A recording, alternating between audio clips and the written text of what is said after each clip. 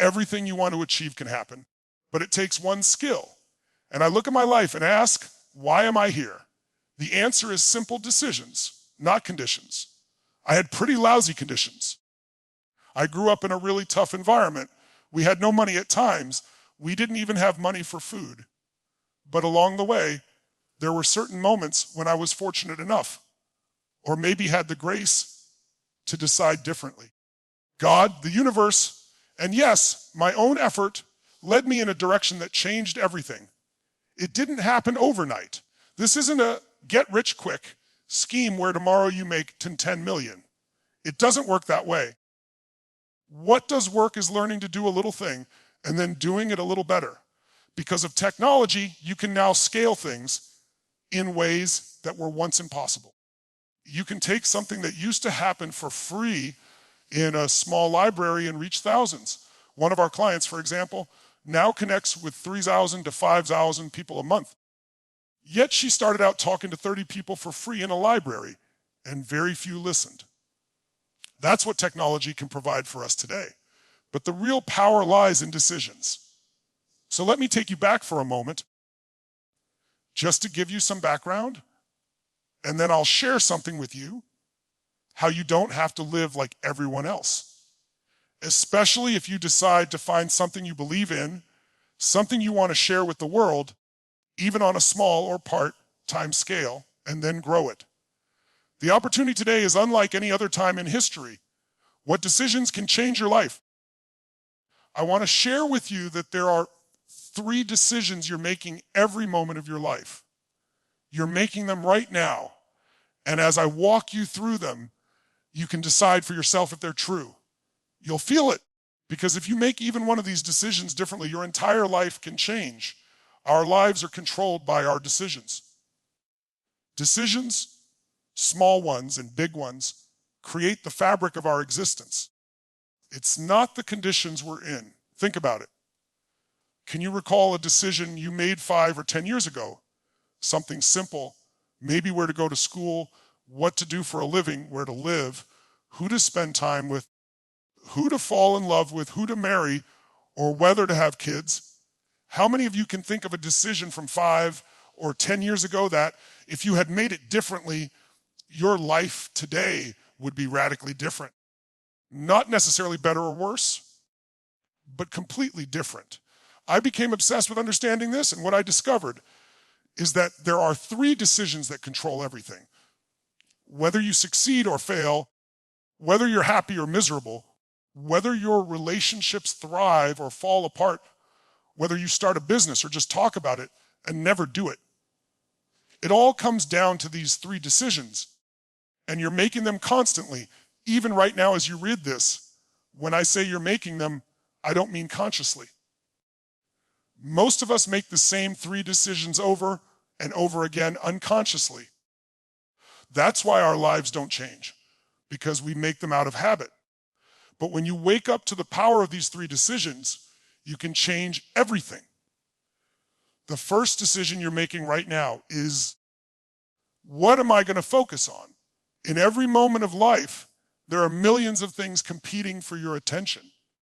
You could focus on what happened yesterday or what you're going to eat for lunch. There are countless things to experience in life, but we only experience what we choose to focus on. Write this down if you want. Focus equals feeling. If you don't consciously decide what to focus on, your brain will let something or someone else decide for you. For example, what's wrong is always available.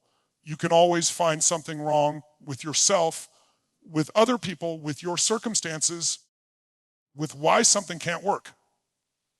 But what's right is always available too. I'm not talking about positive thinking. I'm talking about intelligence. Most people let the world control their focus. Advertisers control their focus. Social media controls their focus. Have you ever sat down to scroll for just a couple of minutes and then realized 20 minutes had disappeared? The average person checks their phone 58 times a day and spends about 20 hours on social media daily. That's 16.8 hours a week, 67 hours a month. If you're not spending that much time, someone else is spending more. Whatever you focus on, you feel.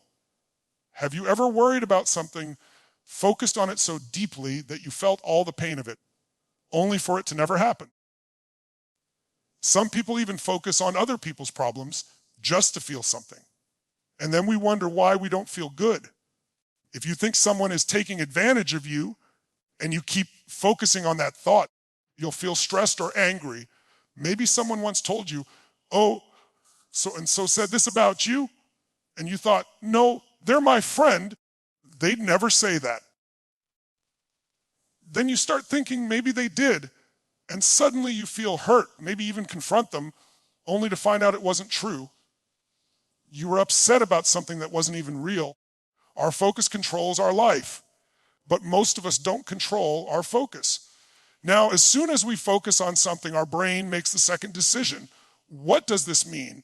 Our brain needs to know, is this a threat or an opportunity?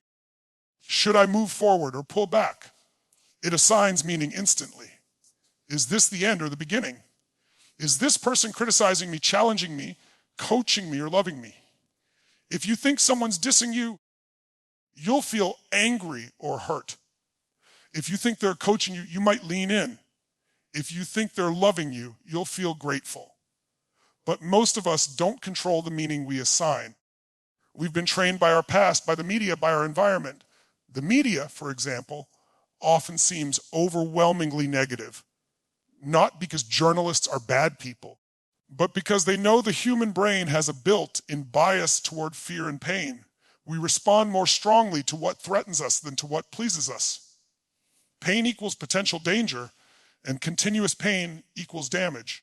Continuous damage equals death. Our brains evolved to prioritize survival. That's why the saying goes in media, if it bleeds, it leads. Their job is to grab your attention, not necessarily to inform you. Clickbait headlines, shocking stories, they do it because every time you click, they win. So if you don't control your focus, the world will. You'll end up focusing on what they want you to focus on, becoming their robot.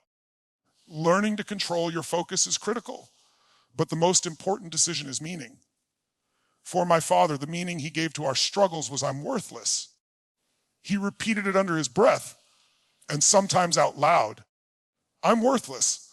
I didn't take care of my family. I can't even put food on the table. I might as well not be here.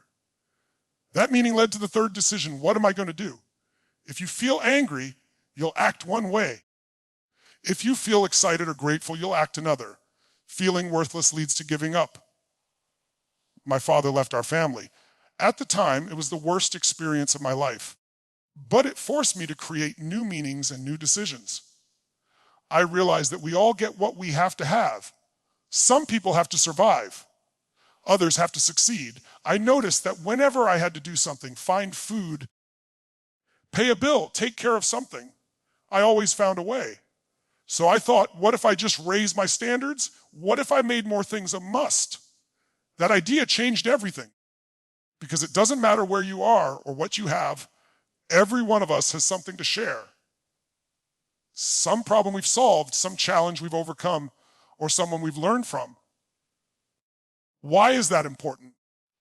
Because I grew up in a really tough place. I thought we were middle class, but we were actually the poor family, literally living by the railroad tracks. The trains would shake the building multiple times a day.